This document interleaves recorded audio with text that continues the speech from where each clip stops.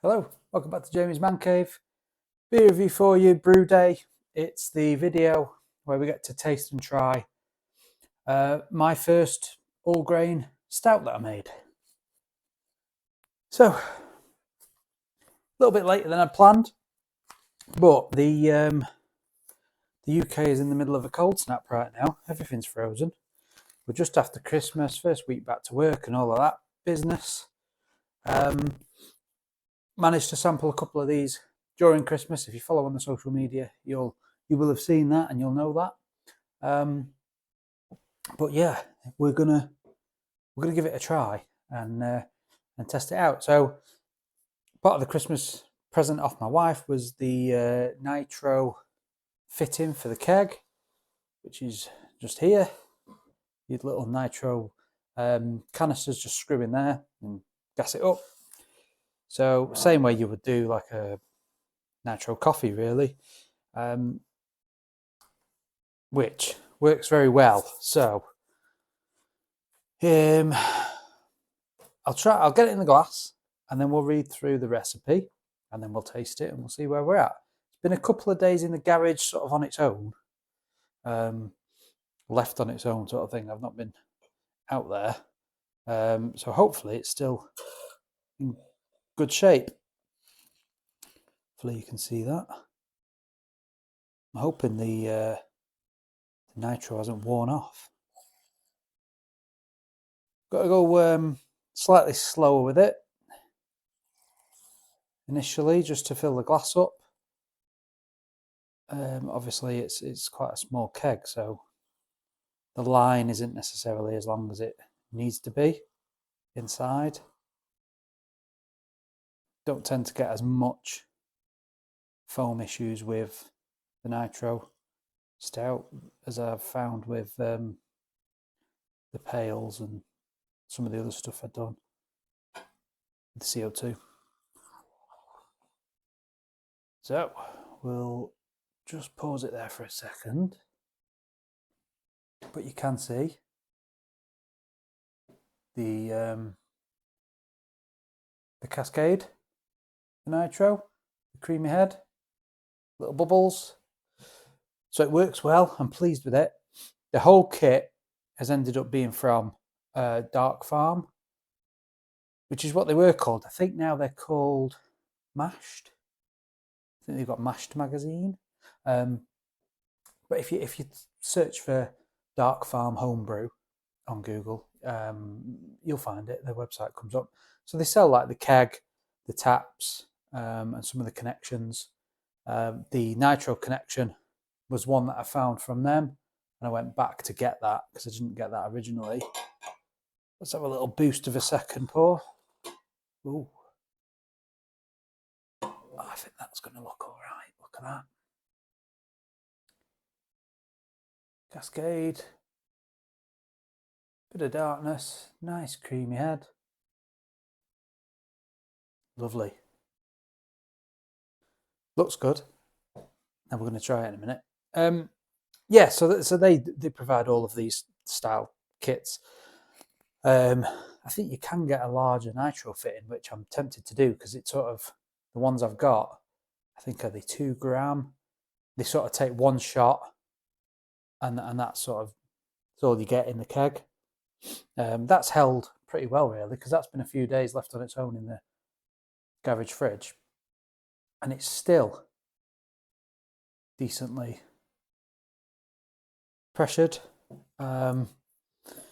So, like I said, you will have seen a little bit of Brew Day footage, only a little bit. I don't tend to do big long videos of that anymore because it's kind of like the same setup every time, but we'll read through the recipe. So we did the 20-litre batch, and this was in the all-in-one brew in a bag malt Miller plastic mash tun. So it's all in one. It's been pretty good since I've had it. I've been pleased with it. I would love to have an all-in-one sort of what they call Brewzillas type job, or the Klarsteiners, I think the other ones. I'd love to have one of them. Just at the moment, it's not. Well, it's not in the budget, and I haven't really got the room in the garage. So we did it all in the Brew in the Bag, 20-litre batch. We had chocolate malt, which was 150 grams, carrot aroma, which was 150 grams, malted oats, 300 grams, torrefied barley, 200 grams, and craft pale ale, 3000. That was kind of a recipe that I'd swapped and changed from a couple of different things I'd seen. So I'd seen like a basic sort of Guinness style sort of imitation brew, and I thought that would be sort of a bog standard type thing to go for. But because I was doing it for the sort of Christmas brew, I didn't want necessarily to risk a full 20-litre batch of Christmas flavours, but I wanted some more of that chocolate roasted, more flavours come through.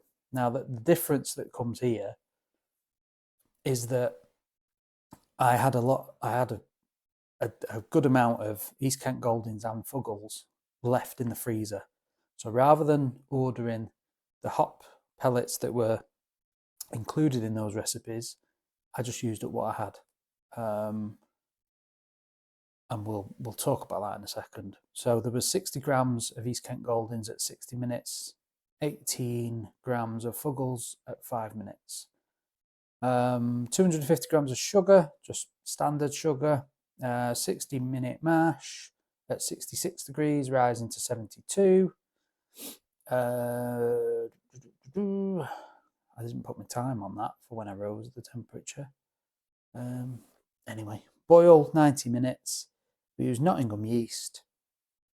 And we were looking at about 4.5%. And then I did a little Christmas experiment. So when I was kegging this and bottling it, I put 5 litres into a demijohn. I did 200 grams of raisins steeped in Jack Daniels for a couple of days to sterilise them, but also to give them a little bit of flavour, a little bit of that boozy flavour you get at Christmas time on your Christmas puddings. 2 tablespoons of cinnamon and 2 teaspoons of cinnamon and 2 teaspoons of vanilla extract, which was a gamble from everything I've read and the limited research I did. But I was trying to get some sort of crisp mince pie type flavours. Originally, I was just going to use a jar of mincemeat in there, but it has the suet in it and the oils and the fats in the suet. It doesn't mix very well with, obviously, the liquids of the beer. So we went with them flavours, but that's not the one we're trying now. This is just the standard. So you get a little bit of roastedness that you expect off a stout. There's like a slight sort of toffee type caramel smell, very slight, and that's about it. Oh, do you ever taste? It looks good. I'm pleased with that. To get your own sort of nitro brew at home, for the sake of what I think these standard kegs with a tap is, I don't know, if you got them on offer, maybe they're 60 quid, maybe not even that, less.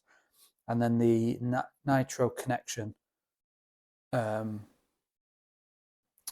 valve was 35 quid. So to swap that over, it's less than 100 quid. Obviously, you've got to factor in your price of brewing and your canisters, but it's a good start. We'll have a taste.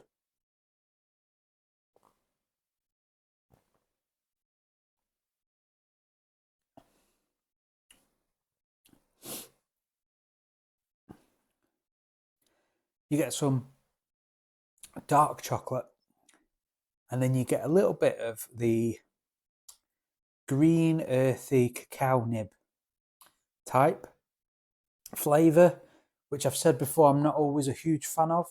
It's not heavily, it's not overly prominent in there, but there's a little bit of that. But with the sort of dark chocolate flavour, it sort of complements quite well.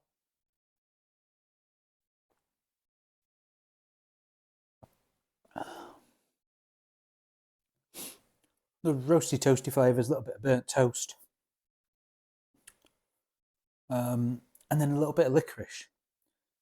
Again, not something I'm a huge fan of, licorice. But there is a little bit of licorice flavour in there. Now, I think from the hops that I've used, you would expect a little bit of herbally, earthy type flavours. licorice type flavors to come through from them. And so the hop sort of profile is maybe more fitting with a best bitter or a bitter style than it would be a stout. Now, I did do a little bit of Googling, a little bit of research just before I did the brew. I'd already decided I was going to use up them hops, but I just wanted to double check I wasn't wildly out of style. And it said that you could use them for that style. Now, maybe I've used slightly too many just because I had them left.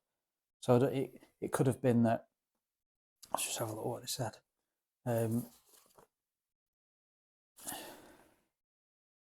So like 60 grams was pretty much the last dregs of the packet that was in there. It could have been that the recipe said 40 or 50 grams of either East Kent Goldings or an alternative hop. And then the Fuggles was around about that mark. So I remember 20 grams being recommended, and it might just use a single hop, and they might have used a 50 gram at the 60-minute and then 20 gram at the 5-minute or something like that.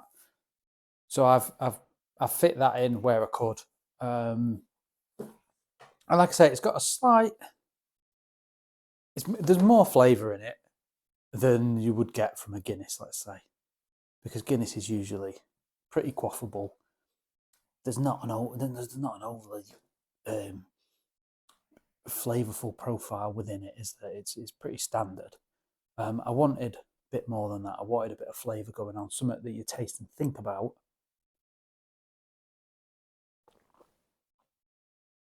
Which was the reason for the chocolate malt, the caramel aroma, and then the hops, obviously, that I've used. So maybe I would dial down slightly on the hops. Or I'd use a different hop next time. I think I would like a little bit more. It's a bit different when you have it through the nitro because it gives it a little bit more body. It's a bit smoother compared to what you get out of the bottle that's been carbonated in the bottle. But I would like maybe a little bit more of a thicker mouthfeel. Maybe a little bit more of the coffee, chocolate, roasted flavours. There is a bit in there, but I could have gone a little bit more on that. And then down a little bit on the hops, so you would maybe get less earthy green licorice type stuff coming out of there. And then a little bit more of the chocolatey roasted coffee type flavours. But overall, I'm pretty pleased with it as my first try. So, that's what I've done so far. Is what did I do? I did a Kvike Pale, or an IPA style. I messed about a little bit with some gluten-free grains, didn't I? So they were quite easy in the boiling a bag, sort of in that mash tun to put in, and it, wasn't clumping up or sticking or anything. This one was a little bit more tricky because you had a lot more grains in there. So I think it was probably getting towards its limit of what is comfortable doing in there and what's wise to do in those type of boiling the bag ones. But I mean, it is possible. That shows that it is possible. It tastes okay. I said to my dad at Christmas, I've paid for worse in a tap room for particular stouts. Maybe I just got a bad batch. Maybe it was just not to my palate. But I've paid for worse tasting. Not that it was off or anything, but it's just, the way it was brewed or whatever it's been used, I've paid for worse. So I'm pleased with that. Like I say, next time, maybe alter the hops. Maybe not as many hops, not as much hops. And maybe we up the chocolate type flavours, roasted coffee stuff a little bit. Next brew that's coming up, when it's not frozen outside, I've still got the Pilsner Urquell clone recipe up there. So I've got the grains, I've got the hops, got the yeast. So I just need to get in the garage and put that on. I'm not imagining it will take too long. So maybe by the end of January that should be on, and then that means we could be drinking that by spring or by beginning of March when the weather's slightly better, which starts to even up, I'll obviously try and save some bottles for when that sun comes out and we can go and cut the grass and have a beer after it. Perfect kind of drink for that. Yeah, so I think on like the beer review, just sitting here cracking a can and a bottle and reviewing it, we might see a little bit of a reduction in those. We might slow down a little bit. Not doing dry January, as you can tell, but we are doing the whole, it's New Year, let's be a little bit healthier. Did the stout list over Christmas with the affordable supermarket stouts to accompany some of your more nicer, well, not nicer, but more expensive and harder to get a hold of indie type stouts. Enjoyed doing that. It was good. Leading up to sort of this review, really. It's difficult to kind of get stuff out over Christmas and record and things because busy family life.